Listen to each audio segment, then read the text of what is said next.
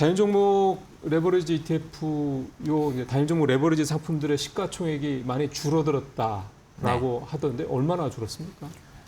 이게 상장 당시에 4조 원 규모였고요. 4조 원 상장 당시. 그랬다가 지금 뭐 시장의 상승과 함께 사실 10조 넘는 규모까지 올라갔다가 지금 현재 순자산 총액이 어제 기준으로 보니까 전체 한 5.5조 원 정도가 되더라고요. 예. 그러니까 절대 규모는 상장 대비 늘어나 있긴 하지만 사실은 이게 사실 이 순자산이라는 게 매수 금액과 그다음에 이 가격의 변동 이런 것들이 같이 반영해 봤는데 지금 단일 종목 레버리지 ETF 가격이 최초 상장 가격 대비해서 지금 대부분이 다 반토막보다 더 떨어져 있는 그런 상황에서의 순자산이 5.5조 원이라는 것을 감안해 본다라고 하면은 투자자분들도 사실 그간에 굉장히 매수세가 좀 많았다는 것들을 좀 이해를 할 수 있는 그런 부분이고요. 네. 따라서 계속 보유를 하고 계심으로써 한동안 굉장히 손실폭이 좀 많이 커진 분들이 좀 많을 거라고 생각합니다. 그렇죠. 네. 예.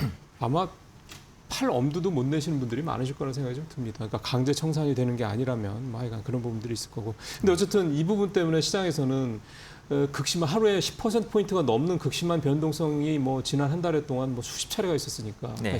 그렇죠. 뭐 10여 차례 이상 있었으니까 이제 그것 때문에 당국에서 규제가 계속 좀 나왔던 거잖아요. 어제까지 지금 다 나왔고 일단 규제 내용들 한번 팀장님이 직접 뭐 이제 이쪽 분야 전문가시니까 한번 정리해 주시면서 시장 영향 뭐 한번 좀 평가를 좀 해주시죠. 예, 그러니까 결국 투자자 보호를 좀 강화하는 차원에서 그렇죠. 예, 오늘부터 마침 좀 시행이 됩니다. 맞습니다. 그래서 제가 준비해온 표를 보시면 그 기본 예탁금이 기존 1,000만 원에서 3,000만 원으로 상향이 되는데요. 근데 그 3,000만 원이 이제 전액 현금입니다. 예, 아래쪽에 두 번째 자산 인정 부분을 보시면 그동안에는 주식이나 ETF 채권처럼 다른 자산을 갖고 있는 부분에서의 평가 금액의 70%까지도 기본 예탁금으로 일부 인정받을 수 있었는데 이제는 무조건 현금만 인정받는다라는 그런 부분이고요. 그다음에 이 예탁금을 인정하는 부분이 예전에는 매도하고 그러니까 어떤 주식을 매도했을 때 결제일 이 영업일 이전에 또 바로 다른 종목들을 살 수가 있었지 그렇죠. 않습니까? 근데 지금 이제는 이 상품을 매매함에 있어서는 그 매도 당일 즉시 예탁금도 인정이 안 되고요. 예, 결제가 될 때까지 이틀 동안 기다려야 됩니다. 그러니까 지금 바로 또 팔고 또 바로 뭐 사고 이러질 못하겠네요. 그렇죠. 바로 사시려면 또 현금 3,000만 원을 어디서 따로 또 가져야 되는. 예. 그리고 아시겠지만 매도대금 담보대출이라고 해서 돈 결제되는 이틀 동안의 담보대출도 있었는데 그런 부분도 다 이제 기본 예탁금 산정 대상에서 제외가 되고요.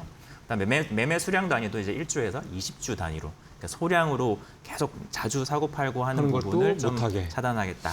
뭐 이런 부분이 오늘부터 시행이 되고 그다음에 또 추가적으로 계속해서 검토를 많이 이런 방안들에 대해서 금융 당국에서 좀 하고 있기 때문에 좀 이렇게 된다라고 하면은 아무래도 그동안 좀 극심했던 이런 변동성 부분은 많이 완화가 될 수 있을 거라고 좀 생각을 하고 있고요. 그리고 말씀하신 대로 좀 순자산 규모도 지금 현재 줄어 있는 상황이고 거기에 이런 정책들까지 계속 더해진다라고 하면은 또 이런 시장에서 또 그동안에 워낙 좀 그 처음 레버리지를 경험하셨던 분들께서 이게 얼마나 지금 무서운 건지 좀 많이 변동성을 크게 가져갈 수 있는 상품인지를 많이 경험을 하셨을 거기 때문에 그런 부분에서는 점차적으로 정말 이 상품을 정확하게 이해하고 투자하실 수 있는 분들 위주의 시장으로 남지 않을까 그렇게 생각하고 있습니다. 예, 레버리지 상품을 뭐 한때는 단일 종목 레버리지를 뭐 폐지해야 되는데 이런 소리도 나왔는데요. 그건 진짜 그딴 소린 거고요. 그렇게 시장을 그런 식으로 극단적으로 가면 우리나라 시장에 대한 신뢰도가 확 떨어지기 때문에 그건 절대 안 되는 일이고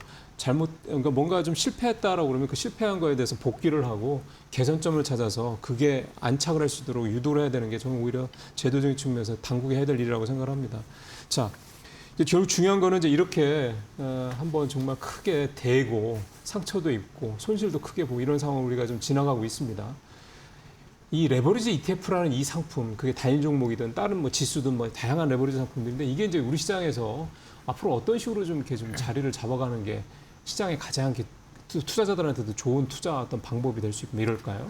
네, 그러니까 좀 최근 한 달 동안 많은 변동성을 거치면서 결국에는 이 시장에서 좀 참여를 하지 않겠다라고 선언하고 생각하고 나가는 분들로 인해서 단기적으로는 일단 거래 대금의 감소가 나타날 수가 있을 것 같고요. 근데 장기적으로 봤을 때 오히려 그런 부분이 이 시장이 건전하게 성장할 수 있는 그런 기반이 될 수 있다라고 생각을 하고요. 말씀드린 대로 어떤 단순히 단기 매매 성격의 투자자들은 좀 줄고 상품 구조를 최대한 잘 이해하고 이를 어떤 나의 자산 운용에서 적절하게 활용하려는 그렇죠. 그런 분들의 자산 배분 과정에서 맞습니다. 그런 네. 활용도 자체가 많이 늘어나는 쪽으로 재편이 될 것으로 저는 기대를 하고 있고요. 다만 그런 과정에서 투자자에 대한 교육이라든지 위험 관리라든지 그런 부분에 대해서도 저희 운용사의 입장에서도 계속해서 좀 신경을 써가면서 그렇게 좀 시장을 같이 발전시킬 수 있는 방향으로 가야 될 것 같습니다. 예, 뭐 이번 일 가지고 뭐 운용사들이 잘못했네, 그런 상품을 왜 만들어냈네, 뭐 등등등 뭐 그런 식의 화살도 좀 있었는데 그렇게 볼 문제가 한쪽으로만 이렇게 무슨 희생양을 만들 문제가 아닙니다.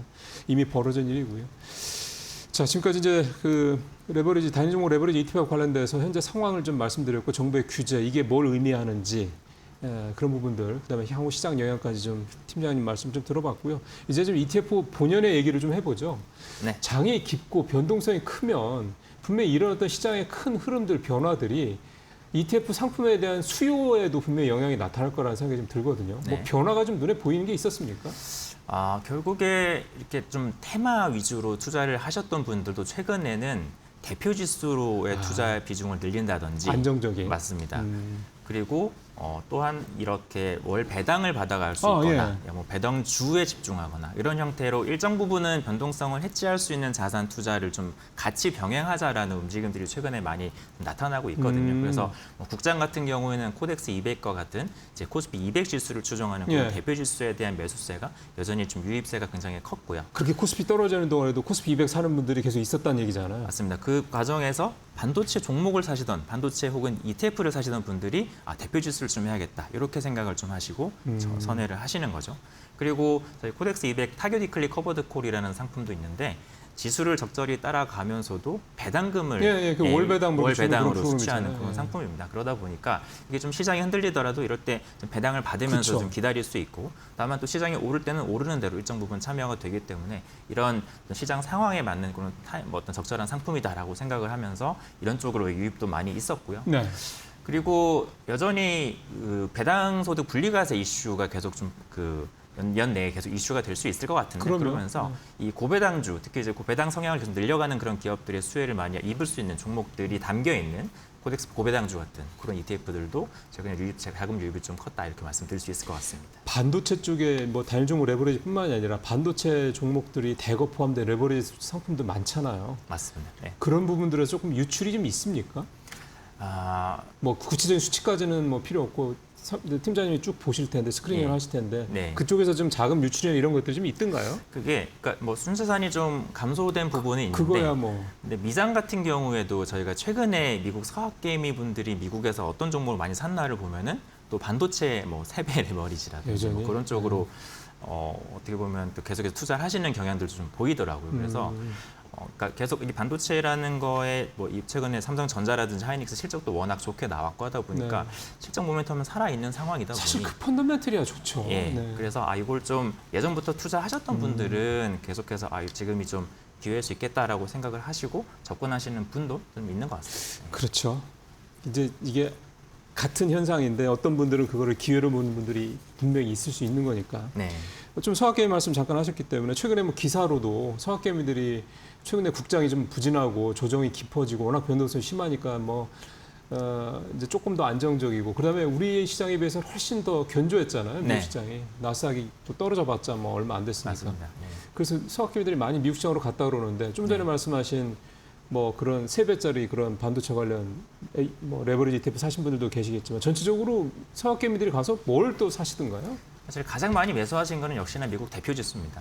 S&P 500 지수, 그다음에 나스닥 100 지수 이 두 가지 ETF들이 잘 아시는 스파이라든지 QQQ, V55 이런 대표 지수 ETF형들의 자금 쏠림은 여전히 이어지고 있고요. 그 과정에서 중간중간에 이렇게 조금 낙폭 과대의 종목들 여기 보시는 것처럼 이런 반도체에 관련된 레버리지라든지 미국에서의 또 메모리 반도체 대장이 마이크론인데 이런 종목들 그다음에 두 번째 보시면 SK 하이닉스의 또 ADR이 최근에 상장했잖아요. 그런 부분에 대한 매수세도 최근에 좀 이어지는 모습들이 확인이 되고 있고요. 그밖에 이런 빅테크 기업들도 같이 좀 매수세가 있는데 결국에는 가장 큰 자금들은 대표 지수로 역시나 좀 가지고 가시면서 이런 테마에 대한 투자도 병행하시는 그 중에서도 좀 최근에 낙폭이 좀 과했던 네. 이런 종목들로의 쏠림이 최근 한 달 동안에는 많이 좀 보여졌던 것 같습니다. 그래서 네, 뭐 국장도 제가 코덱스 200으로 말씀을 드렸지만, 뭐 제가 여기 나와서 시종일관 말씀을 드리는 부분이 사실은 어떤 분산 시간에 대한 분산과 그럼요. 그리고 자산에 대한 분산을 그럼요. 말씀을 네. 드리는 거고, 그 네. 지금 자산의 분산의 결국 중심이 여러분들이 대표 지수 위주로 국장이든 미장이든 계속 가져가시는 게 맞다라고 좀 말씀을 드리고 싶습니다. 예. 9,300을 넘었던 코스피가 5,200까지 불과 한 달 반여 사이죠. 예, 추락을 했었고 지금 다시 조금씩 뭐 오늘 6,000선 다시 넘긴 했습니다만 물론 또 종가를 봐야 되는 거고 그러다 보니까 아마 굉장히 많은 분들이 손실도 보시고 충격도 받으시고 그랬을 거란 말이에요. 그러니까 분명히 아마 올해 상반기에 반도체 이런 극심한 쏠림 현상이 나타났을 때 투자 방식, 자산 배분 방식을 하반기에도 그대로 가져갈 수는 없을 겁니다.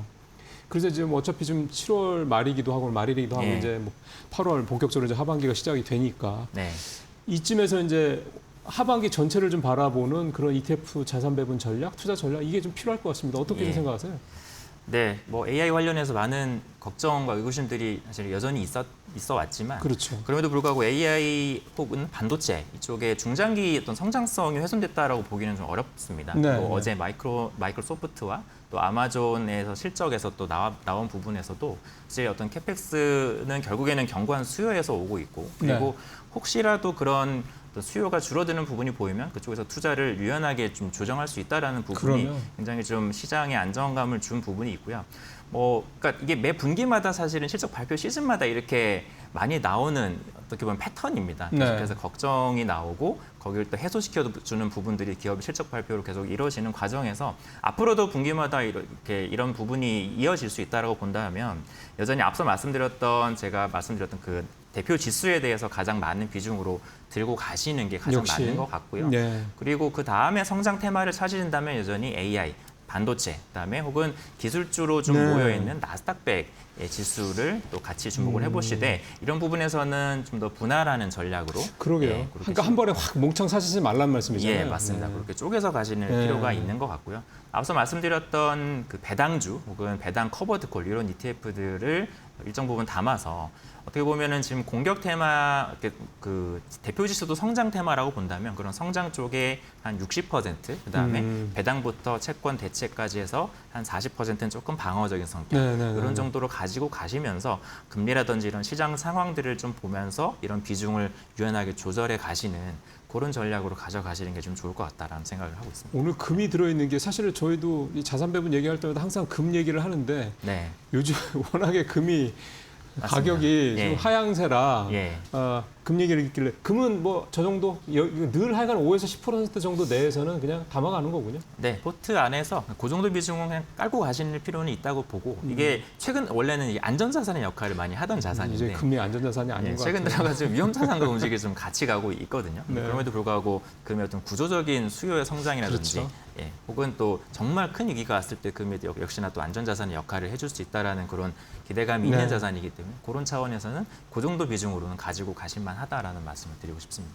예, 마지막에 보여주셨던 저 표, 자산 배분 이 표 한번 여러분께서 올 하반기에 조금 안정적으로 갔으면 좋겠다고 생각하시는 분들한테는 큰 도움이 되시지 않을까 싶은 생각이 듭니다. 팀장님 말씀 잘 들었습니다. 네, 고맙습니다.